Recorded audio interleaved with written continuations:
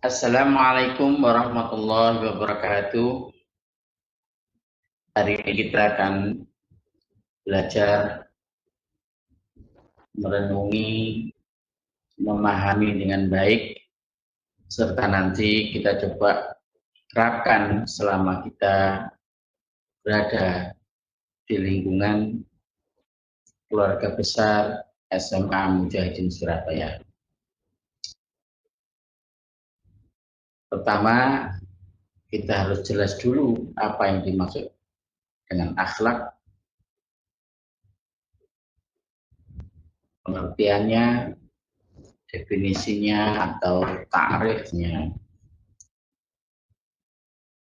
Secara bahasa, akhlak berasal dari bahasa Arab, khuluq atau khulq, yang berarti tingkah laku, perangai, atau tabiat. Seperti dalam kata Rasulullah ketika orangnya mengalami masalah tidak mau bergerak, orang-orang mengatakan bahwa ontanya mogok. Lantas Nabi berkata, ma khala'atil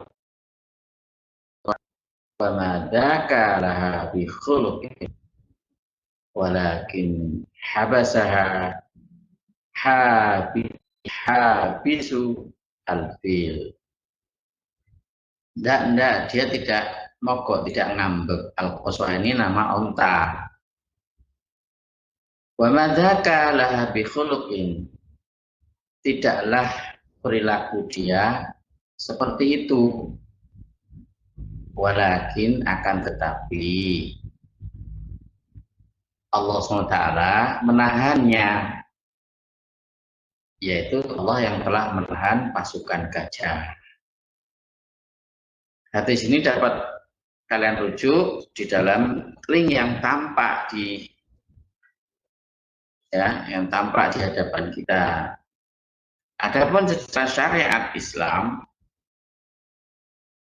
istilah menurut syariat, terminologi akhlak adalah tingkah laku seseorang yang didorong oleh keinginan sendiri secara spontan, seketika, tidak dipaksa-paksa, tidak disuruh-suruh dari faktor luar, yang muncul dalam jiwa seseorang, baik berupa perkataan ataupun perbuatan atau perkataan dan perbuatan sekaligus tampak secara lahiriah.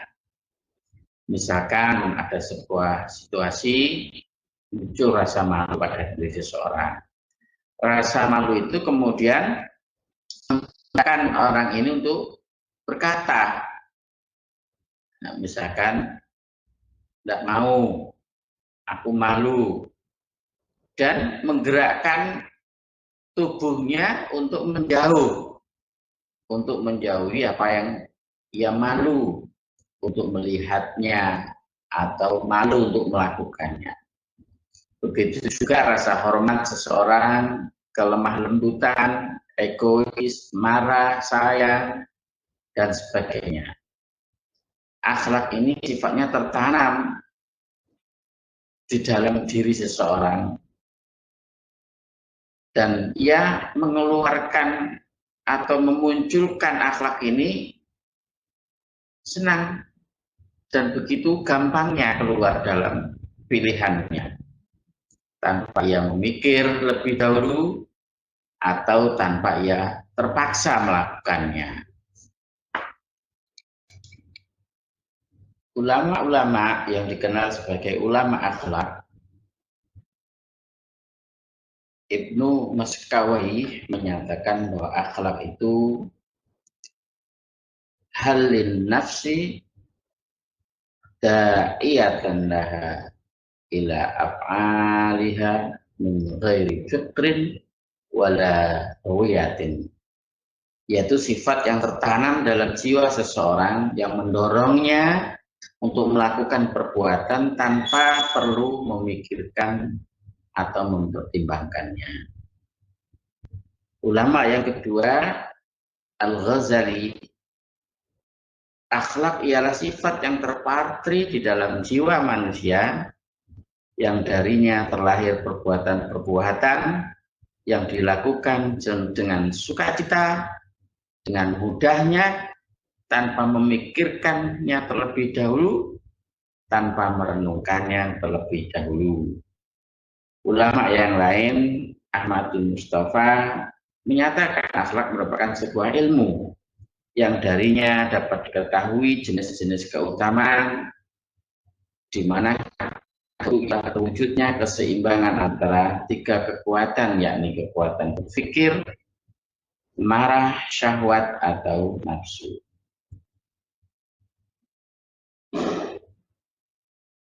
Al-Jurjani, ulama yang keempat, menyatakan bahwa akhlak merupakan sesuatu yang sifatnya bisa baik, bisa buruk, tertanam di dalam diri manusia, darinya terlahir perbuatan-perbuatan dengan sangat gampang, ringan, tanpa dipikir dulu oleh yang bersangkutan dan tanpa direnungkan. Kedudukan akhlak di dalam ad-din al-Islam dapat ditunjukkan di dalam bagan yang terlihat di sini.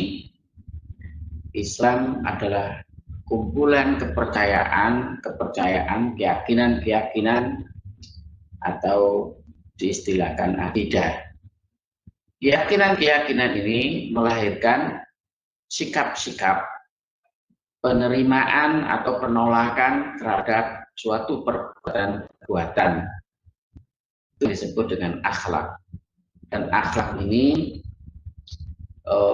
kalau diliputi dengan adab, dengan ihsan, yang terbaik yang dilihat, diperhatikan oleh Allah SWT. Adapun perbuatan-perbuatan yang bersifat perkataan atau perbuatan yang bersifat kegiatan lahiriah yang secara khusus disebut sebagai Islam, seperti bersyahadat, sholat, berzakat, berpuasa, dan berhaji, itulah yang disebut dengan syariah. Syariah ini memiliki banyak sekali cabang, ubudiyah atau ibadah, muamalah atau perbuatan-perbuatan yang berkaitan dengan manusia, bisa dalam sisi siasah atau politik, iktisadiyah atau kegiatan berekonomi, dan ijtimaiyah atau berkegiatan sosial budaya. Ada munakahat secara khusus dan jinayah. Mudah-mudahan jelas dengan akhlak di dalam agama yang satu-satunya yang diterima Allah, yaitu Islam. Akhlak ini memiliki sasaran. Ketika ia berlaku di dalam diri seseorang, maka ada yang menjadi objek sasaran dari akhlak itu. Yang pertama dan yang utama adalah akhlak terhadap Allah SWT. Allah SWT adalah pencipta kita, asal dari seluruh alam semesta. Allah juga mengatakan bahwa Dia adalah guru, yu'allimunan nasa, mengajari manusia apa yang manusia dulunya tidak mengetahui. Begitu juga Rasulullah SAW, beliau adalah Nabi dan Rasul yang diutus untuk umat akhir zaman. Kedatangannya adalah satu dari tanda kiamat terbesar. Rasulullah SAW adalah juga guru kita yang utama. Sebagaimana Allah mengatakan, ba'atsa fil ummiyina rasulan minhum yatlu 'alaihim ayatihi wa yuzakkihim wa yu'allimuhumul kitaba wal hikmah. Rasulullah SAW juga adalah seorang guru bagi umat Islam, bahkan bagi umat manusia seluruhnya, dari sejak beliau diutus hingga kiamat nanti. Dan akhlak juga memiliki sasaran orang tua. Di belakang orang tua ada guru-guru kita yang mewakili sebagian dari tugas-tugas orang tua, di mana orang tua menitipkan kita kepada guru-guru untuk mendidik kita, mengajarkan kita tentang akhlak itu sendiri dan tentang ilmu-ilmu yang lain. Akhlak juga memiliki sasaran diri kita sendiri. Bagaimana kita memperlakukan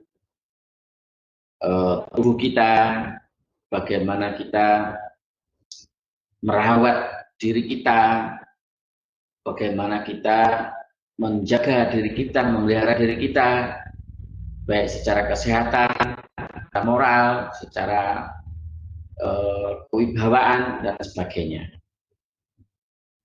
Juga orang lain, bagaimana kita berakhlak kepada anak-anak, kepada tetangga, kepada sahabat dan kawan kita.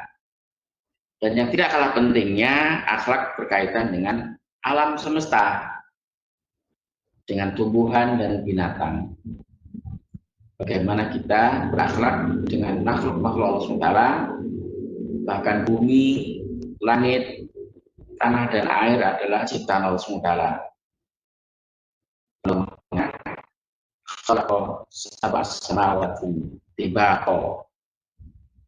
Allah telah menciptakan bumi dan langit, dan kita ketika berinteraksi berdua maupun memelihara alam ini, akhlaknya bersumber dari keyakinan kita bahwasanya semua itu adalah ciptaan Allah, sehingga seorang muslim mustahil, kecuali dia kehilangan keimanannya, ketika ia tidak berakhlak kepada alam semesta, tumbuhan dan binatang.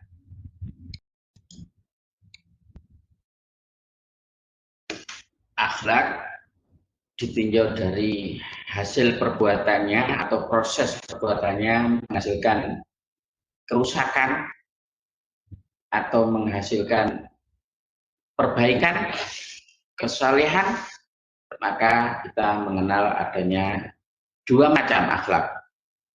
Akhlak yang mahmudah atau terpuji, dan akhlak yang madhmumah atau akhlak yang tercela. Semuanya ini dapat dilihat dari hasil akhlak ini, kebaikan atau keburukan, masalah atau mafsadah, perbaikan atau kerusakan. Adapun akhlak-akhlak yang terpuji diantaranya adalah birrul walidain, berbakti kepada kedua orang tua, ikramul jar wadhuyuf atau wadhaif, menghormati tetangga dan tamu. Kemudian berusaha menimbulkan rasa kasih sayang serta menarik simpati orang lain, atau kasbul mawalidah wa istimalah qulubun nas, memberikan sumbangan yang bersifat meringankan hidup orang-orang yang berhak menerima, ya, atau budul sedekah liman yastahiquha, membantu memudahkan urusan sesama manusia bagi yang berkemampuan. Ya. Tusaid ini bacanya tasir, ya, tasirul amr, tasirul amr ala akhin inda bisultan, membantu memudahkan urusan sesama manusia bagi yang berkemampuan. Ya. amrun asir, maksudnya perkara-perkara yang sulit. Ya. Adapun akhlak yang tercela, yaitu perbuatan buruk yang sasarannya Allah, manusia, makhluk-makhluk yang lain. Berikut ini contoh-contoh akhlak tercela. Al-kadbu atau al-kadab, berdusta. Al-ghaibah atau mengumpat. An-namimah atau mengadu domba. Al-hasad, iri hati atau dengki. Dan congkak atau al-asghar. Al-asghar ini.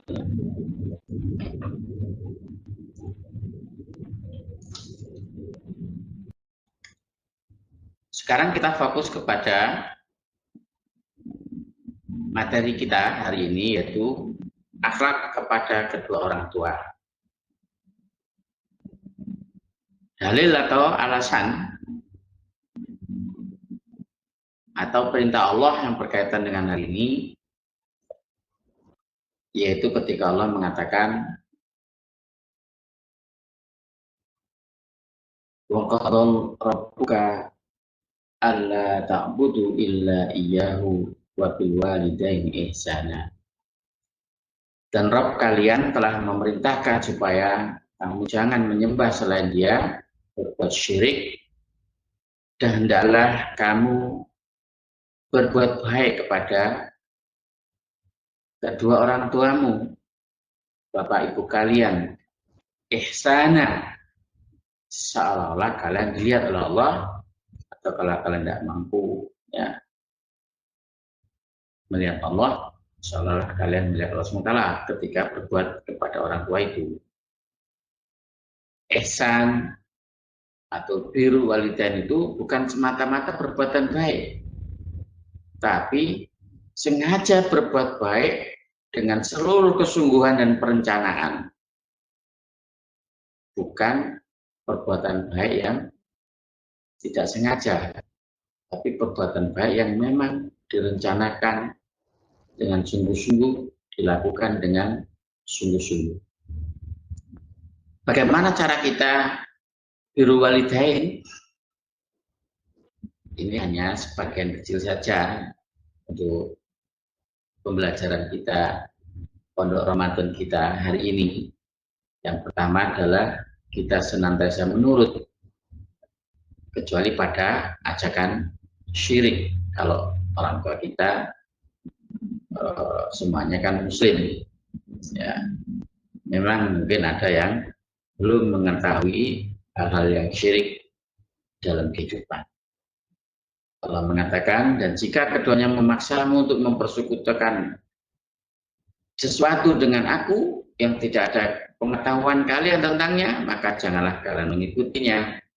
Tapi tetaplah kalian bersahabat, mensahabatinya, bergaul dengannya di dunia dengan baik.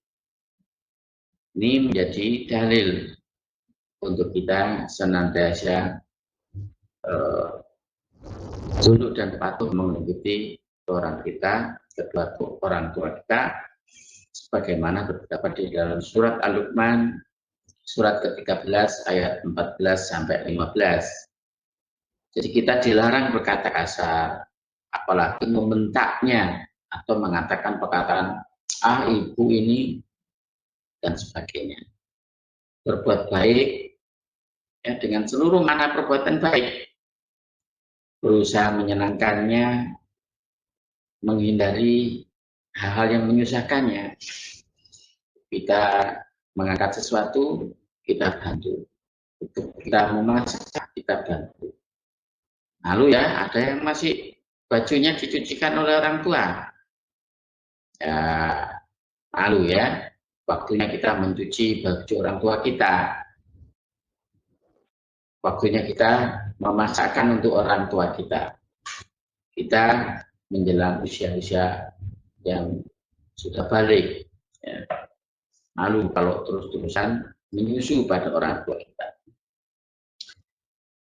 Kita tidak diperkenankan durhaka.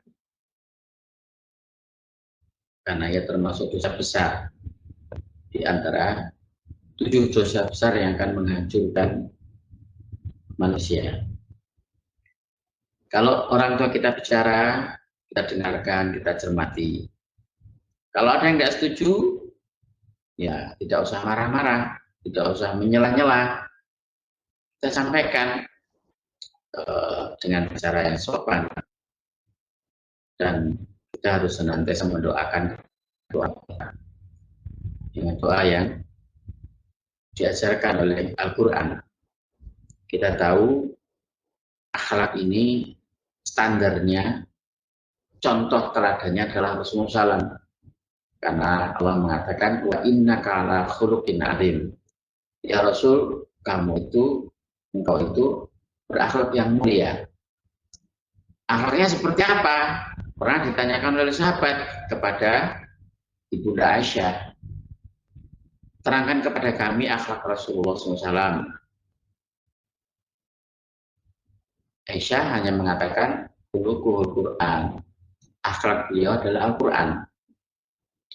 Dan Al-Quran memerintahkan mendoakan kedua orang tua. Rabbighfirli wal walidayya warhamhuma kama rabbayani shighara. Mendoakan ampunan atas segala kesalahan dosanya dan memohon kasih sayang sebagaimana ibu bapak kita menyayangi kita saat kita masih dalam buayan, bahkan ketika sudah menjadi manusia yang lain, keluarga orang tua kita masih saja menyayangi kita.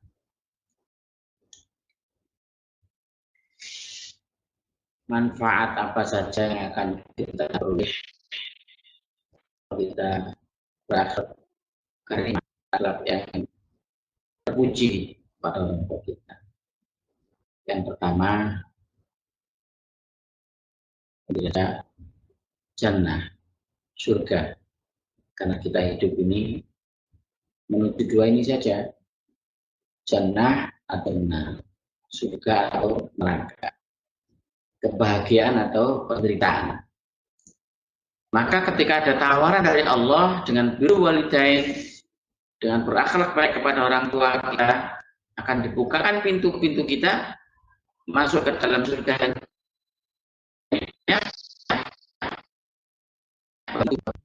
Kemudian manfaatnya ia bernilai setara dengan bekerja di jalan Allah. Dahulu ketika ada seorang anak yang masih memiliki orang tua, maka Nabi mengatakan untuk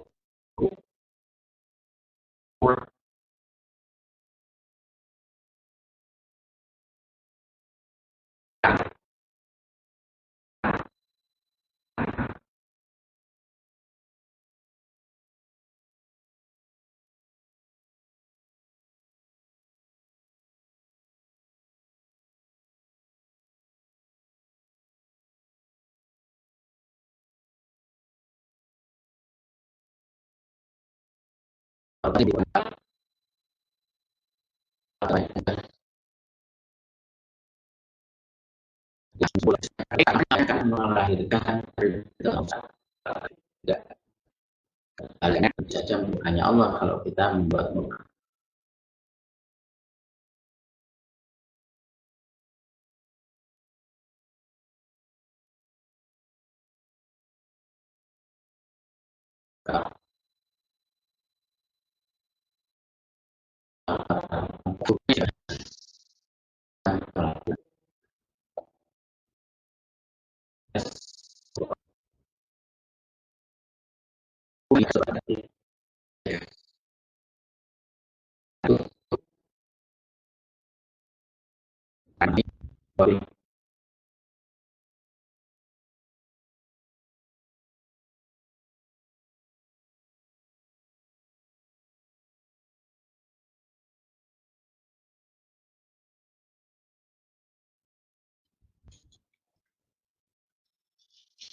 Berikutnya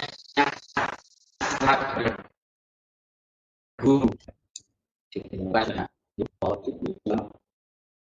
adalah guru. orang juga guru. Di situ juga ada banyak yang lain yang memberikan ilmu yang bermanfaat. Di dalam hadis riwayat Ahmad diberitakan bahwa tidak termasuk golongan kami orang yang tidak memuliakan yang lebih tua dan yang tidak, serta tidak memindahkan hak orang yang berilmu, yaitu guru-guru itu. Rasulullah SAW juga dikabarkan dalam hadis Abdul Hasan Al-Mawardi, muliakan kamu belajar darinya. Siapa yang kita pelajarinya? Para guru-guru kita. Rasulullah SAW juga mengatakan, pelajarilah ilmu dan ajarilah manusia.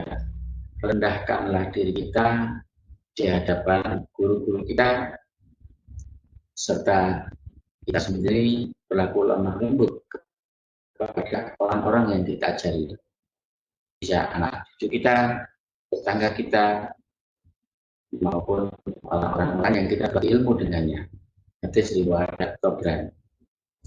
Dari sini kita bisa mengetahui cara mendayakan alim ulama, guru-guru kita, para asatidzah sekalian.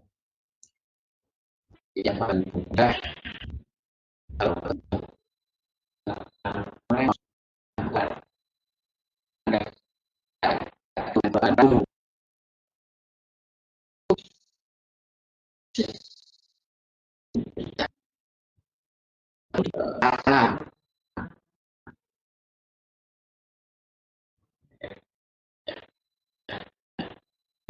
ada-adabnya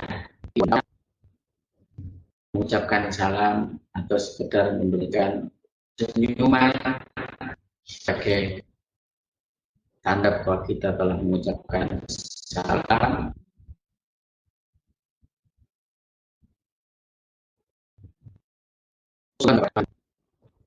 Yang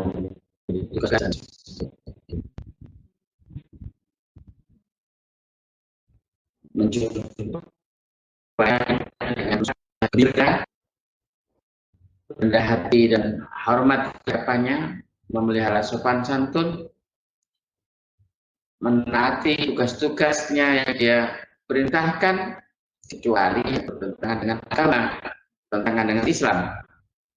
Ya, jangan diikuti, jangan dituruti.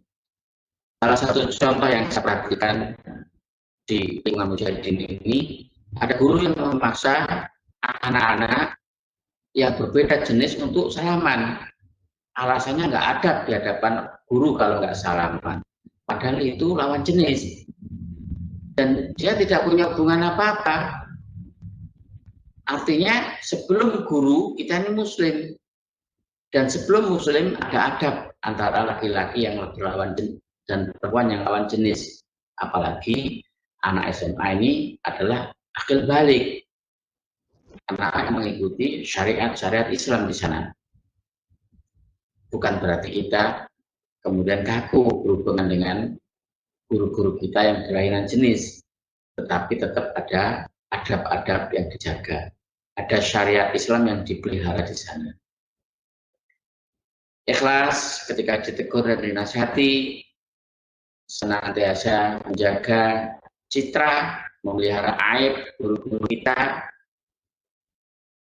Kalau bisa mengunjunginya ketika ada kabar guru kita sakit, memandangnya dengan pandangan yang memuliakan, sabar. Karena guru-guru kita ini kadang-kadang juga namanya manusia. Kita juga perlu menghadapinya dengan sabar. Jazakumullah khairan katsira atas perhatian kalian semua. Semoga menjadi sumber kebaikan kita di bulan Ramadan ini dengan ta'lim wa ta'alum, dengan mengajarkan Al-Quran, menyampaikan sabda-sabda Rasulullah SAW. Wassalamualaikum warahmatullahi wabarakatuh.